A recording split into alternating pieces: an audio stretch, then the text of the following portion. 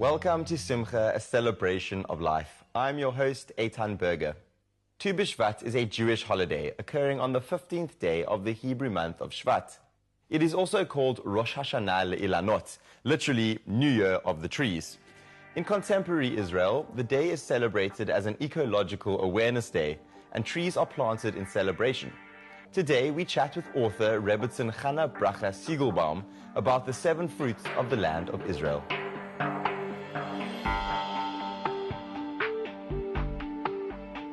So TubShevat literally means the 15th of the Jewish month Shvat. And each of the 12 months correspond to another kind of a sense. According to Kabbalah, eating is the sense of Shvat. So eating is actually a sense in Kabbalah. And so the whole month of Shvat we're working on more conscious, mindful eating. And we know we all have problems with that. Especially women, I think. And I think it goes back to all the way from eating from the tree of knowledge in the Garden of Eden, that Chava, that Eve, was the woman that began that process.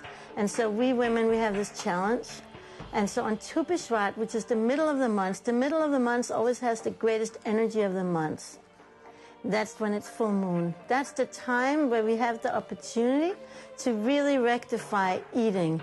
And so what we do in my midrashah, in my seminary for women, is not really something that you have to do in Judaism, and it's something more that's been rediscovered in the later years. So it's quite recent. The Seder TubShevat, similar to the Seder of Pesach, that we have 4 cups, just like in Pesach.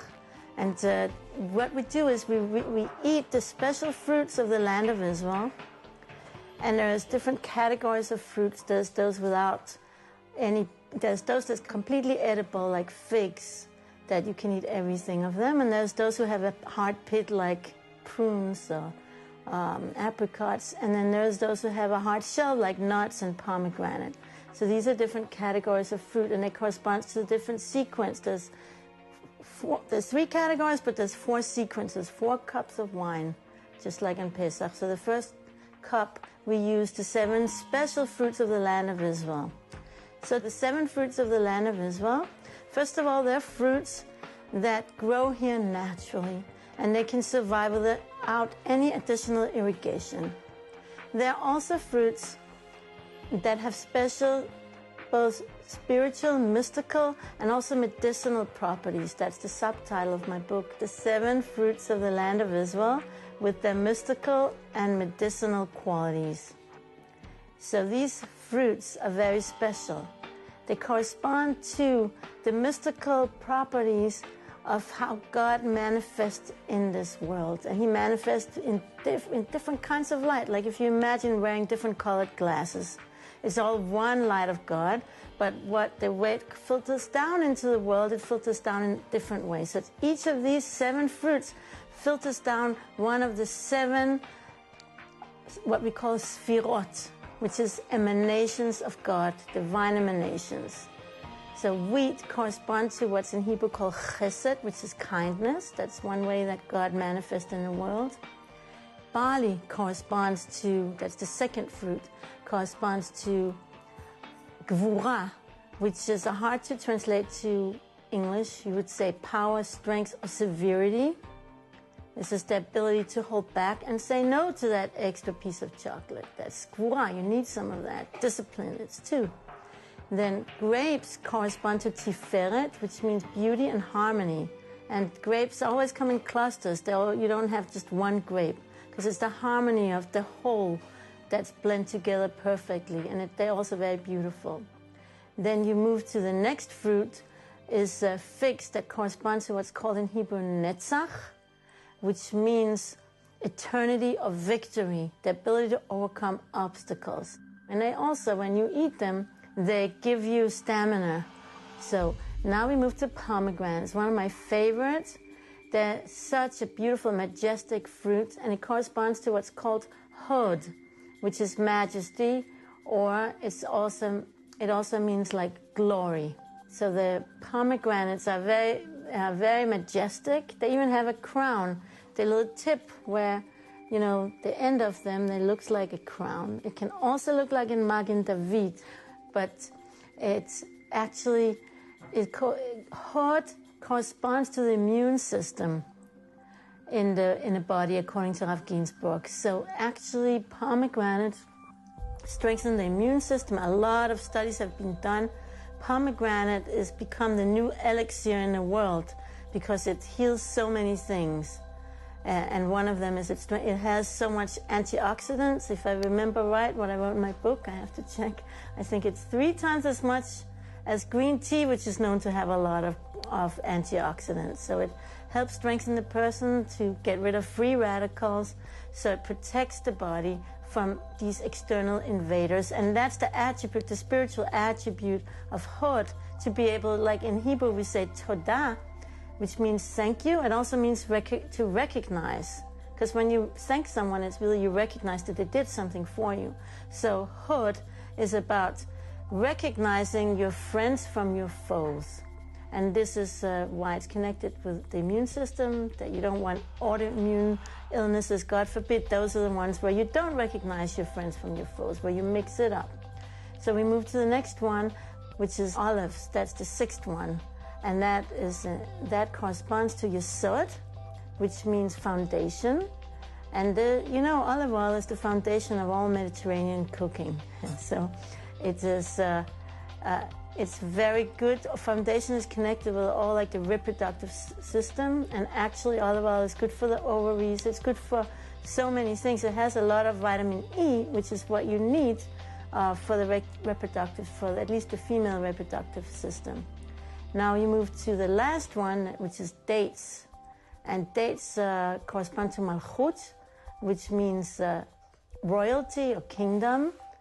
And it's interesting because it has only one long branch, and the leaves comes out of that branch. So it's like the unification. It stands for unification. So when the Jewish people will have one king one day, again, like we had King Solomon, King David, we will be unified under that kingdom. That's what kingdom is about. It's about unifying.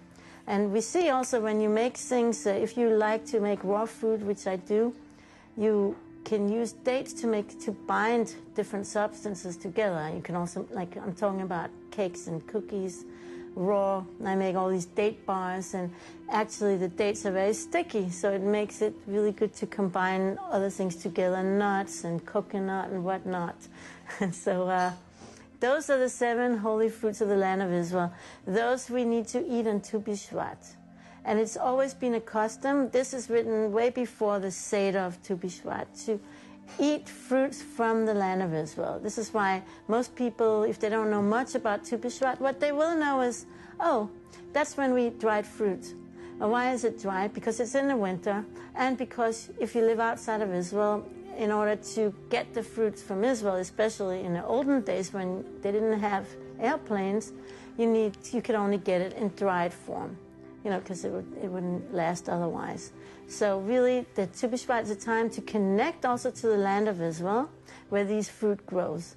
And when you eat all of those 7 fruits, that makes you more connected to the land of Israel, because they embody these qualities that are most be imbued and manifested in this holy land, in the land of Israel. All of these 7 qualities that I just mentioned that correspond to each of those fruits.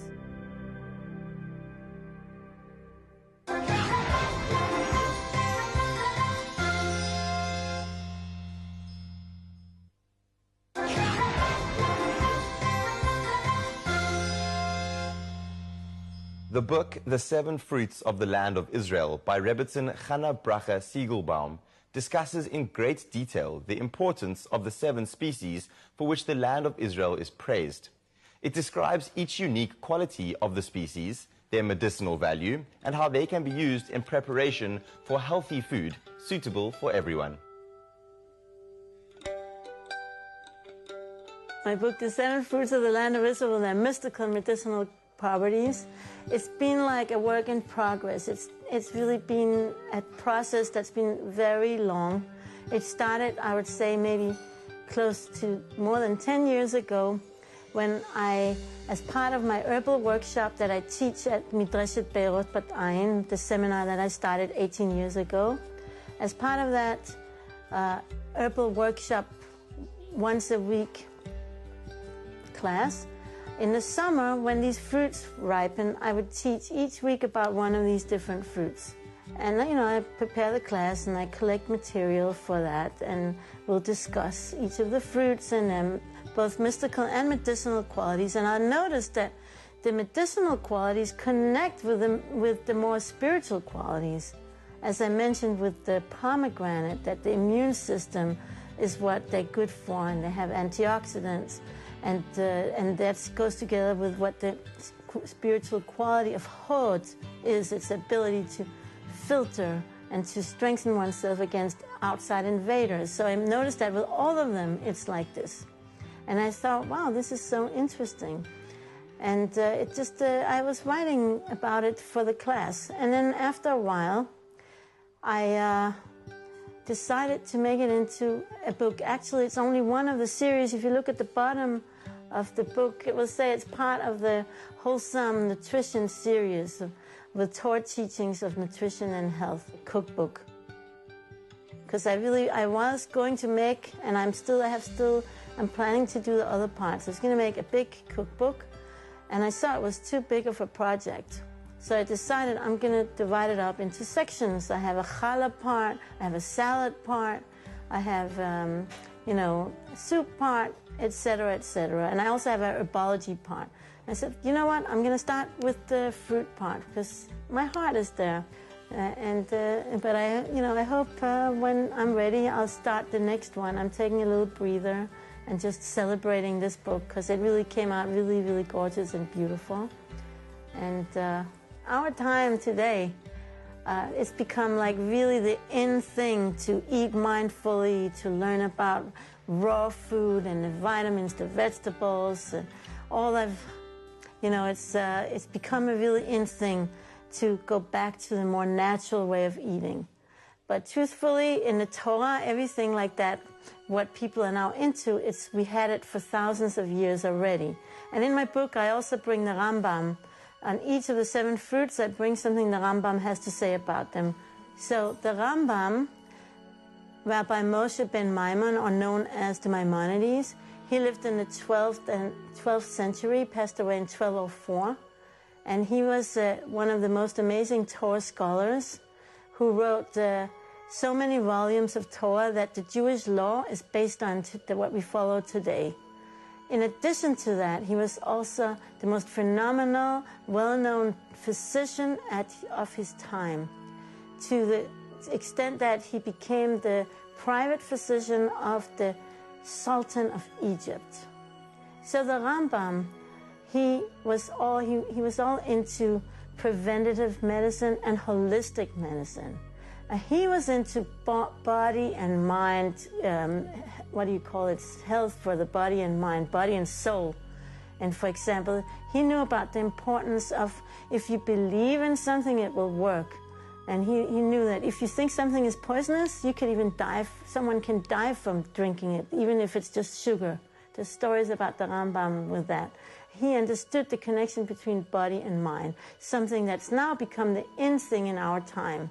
And he understood that it's important to eat natural. He says you should try to heal yourself by the way you eat and the way you sleep and the way you live your life. If that doesn't work, then you can go on to herbs. Having operations should be the very last resort.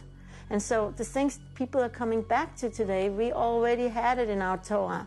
And so my book is reflecting some of these things as I quote the Rambam and I quote many different verses in the Torah and chapters of the Talmud, etc., etc.